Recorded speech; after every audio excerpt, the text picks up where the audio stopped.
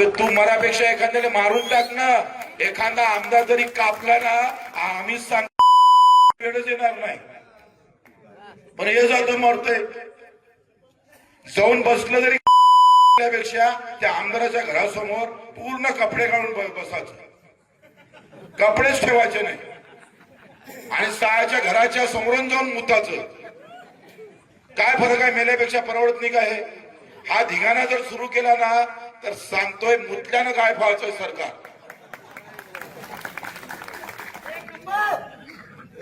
तो अक्कल द्याव कुणाले करावं कुणा, आमच्याला ते आता परवडत नाही. तो आम्ही थोडस बाजूने गेलं म्हणून